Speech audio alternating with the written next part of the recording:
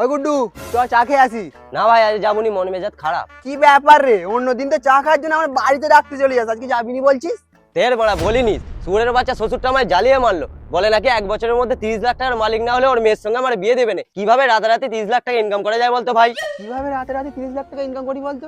হ্যাঁ, একটা উপায় আছে। আজ পূর্ণিমা, বাবা তারকনাথের নাম করে একটা লটারির টিকিট কাট, দেখবি তোর ভাগ্যের চাকা ঘুরে গেছে। হাই বড়া, এতক্ষণ তো আমি এটা ভেবে দেখিনি। চ গামলার দোকানে।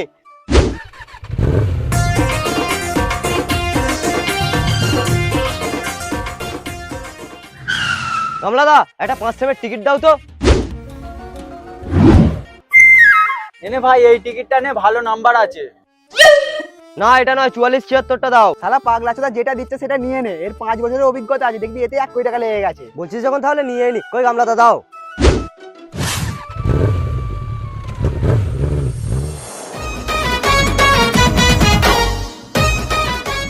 ভাই তুই যেটা বলেছিস সেটা হলো, আমার 1 কোটি টাকা লেগে গেছে, ব্যাংক থেকে ক্যাশ করে নিয়ে চলে এসেছি। বলিস কি রে? তা এখানে কি করতে এই যে শ্বশুরের কাছে যা, টাকাটা গিয়ে মুখে ছুঁড়ে মার। আর হ্যাঁ, রাতে একটা 7:30 মিনিট দুজনে পার্টি করবো। তুই তো ঠিকই বলেছিস, দাঁড়া আগে শ্বশুরের কাছেই যাই।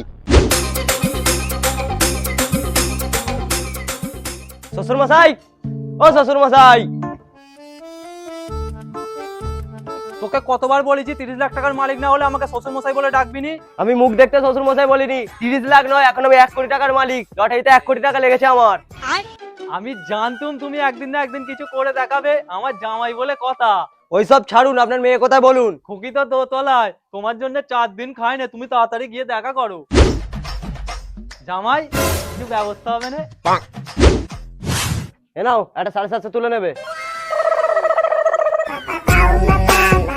বেবি আমি চলে এসেছি।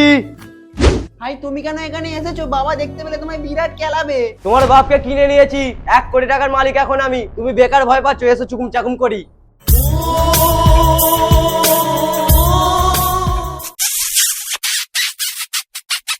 কি hore কি hore